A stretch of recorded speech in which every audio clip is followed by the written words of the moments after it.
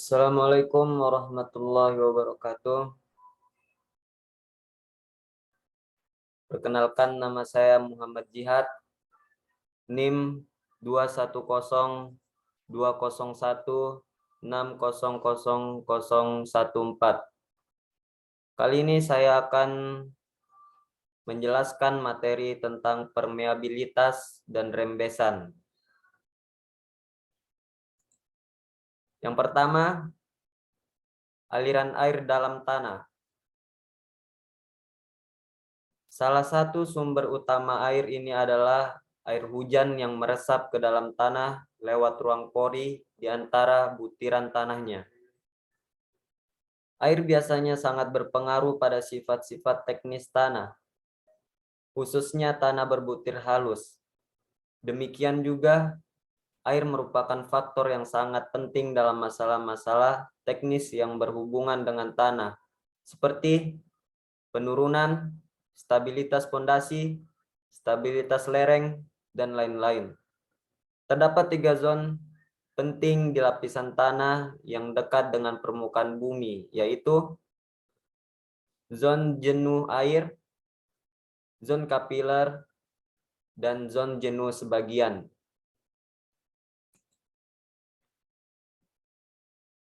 Pada zon jenuh air atau zon di bawah muka air tanah, air mengisi seluruh rongga-rongga tanah. Pada zon ini, tanah dianggap dalam kedudukan jenuh sempurna. Batas atas dari zon jenuh adalah permukaan air tanah, water table, atau permukaan freatis. Pada permukaan air tanah, tekanan hidrostatis adalah 0.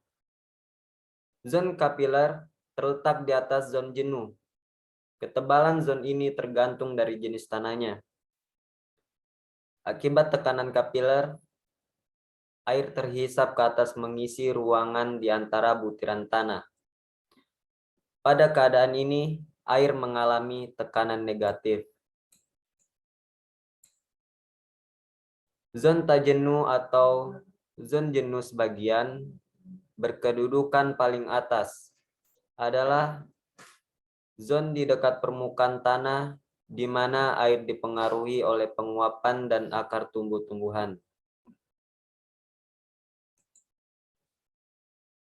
Yang kedua, gradien hidrolik.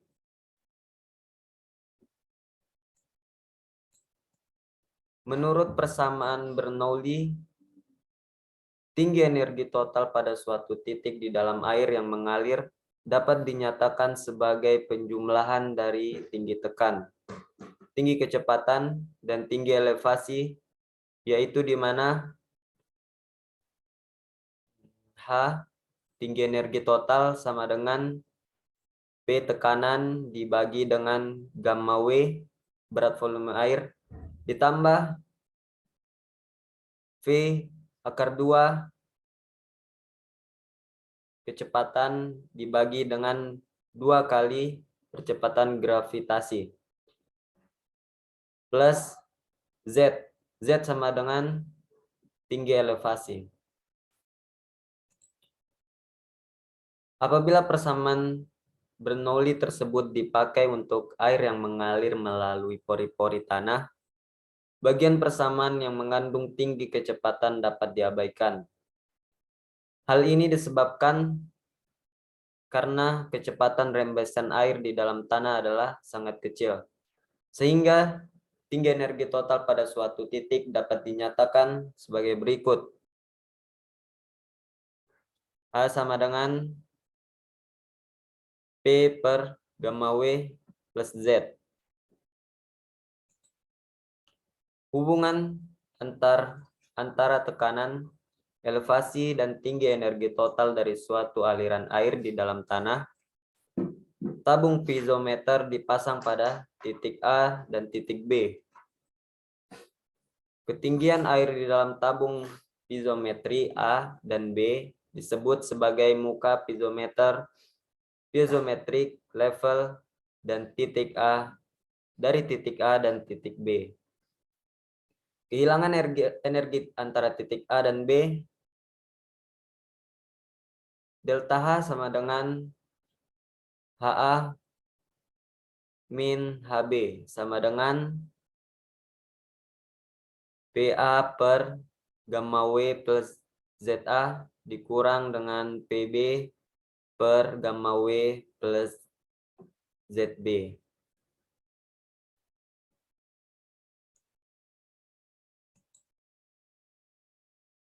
Kehilangan energi delta H tersebut dapat dinyatakan dalam bentuk persamaan tanpa dimensi, yaitu I sama dengan delta H per L, di mana I gradien hidrolik, L jarak antara titik A dan titik B, yaitu panjang aliran air di mana kehilangan tekanan terjadi. Selanjutnya yang ketiga, hukum Darcy. Darcy pada tahun 1956 memperkenalkan hubungan antara kecepatan aliran air dalam tanah dan gradien hidrolik sebagai berikut, di mana V kecepatan aliran air dalam tanah sama dengan K koefisien dikali I gradien hidrolik. Selanjutnya, debit rembesan dapat ditulis dengan Q sama dengan K dikali I dikali A. A sama dengan luas penampang tanah. Koefisien permeabilitas atau koefisien rembesan mempunyai satuan yang sama dengan satuan kecepatan, yaitu cm per detik atau milimeter per detik, dan menunjukkan ukuran tahanan tanah terhadap aliran air. Bila pengaruh sifat-sifat air dimasukkan, maka K besar koefisien absolut.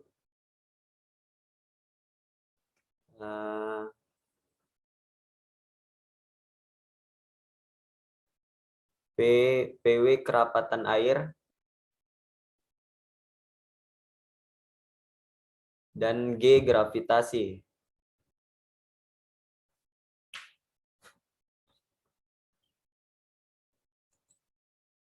Karena air hanya dapat mengalir lewat ruang pori, maka kecepatan nyata rembesan lewat tanah adalah sebagai berikut. Vs sama dengan V per N. N porositas tanah, atau Vs sama dengan K dikali I per N.